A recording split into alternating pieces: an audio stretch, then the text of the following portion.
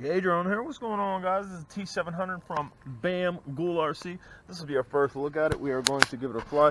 We have a very, very mild wind blowing in this direction, so we're going to be flying against it. On the bottom here, we have a on-off button. Hold that. You get BAM, red in the back, green in the front. GoolRC's with it, and then we want to go ahead and hit our power button on our controller, throttle up and throttle down. And it's connected. As you can see, the lights go steady. If let's see, how's this work? Bamzo. If you had cell phone attached to the Wi-Fi camera, I'm not really interested in Wi-Fi camera. I'm interested in flyability. If it flies well, we're gonna 5.8 gigahertz it. Real FPV. So down and out, we'll calibrate the drone on a level surface. That won't fire the motors. The stop button should actually fire the motors. And as you can see, this little thing came off. It came off inside too. I guess you need to keep the screw with it, which I absolutely cannot stand those screws, but this one seems like you might actually need to keep the screw with it. But let's go ahead and press stop. Our motors fire. We're going to press takeoff. It's going to rise up. So for a night flyer, this is probably going to be a nice night flyer. The sun's not out anymore, but it's still light enough that you could definitely see. But that is the first speed rating. We're going to go ahead and turn around and then come back. Nice. And these are brush motors, but I believe they are coreless direct feed motors, if I'm correct. They're not gear to gear. Speed button is up here. 3 different speed settings. This should be good. We're in the second speed setting. We're going to go out. We're going to come back. Ooh, easy, easy, easy, easy. Took on interference from something there for a second. Absolutely did. We're going to try that again. We're going to go over here. We're going to turn around. Seems to be, unless that's the range. If that's the range, that's not good at all. I am standing underneath power lines next to a power supply over there. Let's go ahead and I'm just going to run this down. That way we can get an accurate assessment of this range, see if that's the issue. We are down, we are down, we are down, we are down. We're way past where we were. No. I think it was taking on interference from something, or maybe it was just where I was standing. There's a little look at your yaw rate. In the second speed setting, we're going to go ahead and bring it over here. A little camera time. I want to get a little shot for the camera. I like the arms. I really like the way they have the arms lit up. You can see them from underneath and above, and there's a really good look at it there. And also from the sides. Each side you can see it. Underneath you can see it. If it's lower than you, you can see it. I like the way they have these arms lit up. We're going to go ahead and throw it into the third setting. Bam, there we go. That's exactly what I thought. This thing's going to have some pep on it. Turned on a dime just about. Didn't drift past myself. This is a nice setup. I like the way it looks, which I noted in my unboxing. I really like the way the frame kind of have like an open frame look to it. And we also have direct feed motors like you would more commonly see on the Hubsan H107C. Those are very well known for having direct feed motors and being a good direct feed motor drone. Let's go ahead and try some flips, which is your right bumper. Your right bumper is your flip bump, right barrel roll, left barrel roll.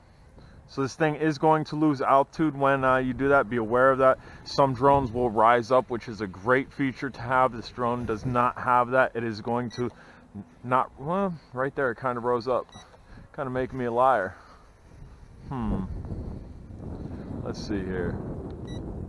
It is rising up. Maybe just 2 in quick succession you're going to lose, because it definitely is rising. No, I don't know. Before it wasn't rising. Now it's rising. It's definitely rising. So it does have that feature. I don't know. Maybe it was just we were losing ground, or I was too low, or I don't know. If it's rising up, we should be able to do this fairly low to the ground, and it shouldn't hit the ground. So we're pretty low to the ground. No, so it definitely does have it. I don't know what's going on over there. There's a little look at your full max funnels. Little max funnelage right there. The only thing that I'm going to say is just be careful in a residential neighborhood with this. Since we're out here and away from the power lines and that power supply, we don't seem to be getting any type of interference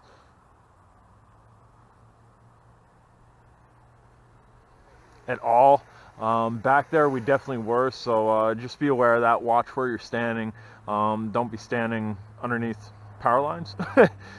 I know some people will probably call me on that and say that has nothing to do with it. Well, I beg to differ. I've had varied results even out in the field. Out in the field, that area that I consider my bad area, there's a corner right next to the abyss where I get interference and my FPV gets choppy. That's because there's a large, like, I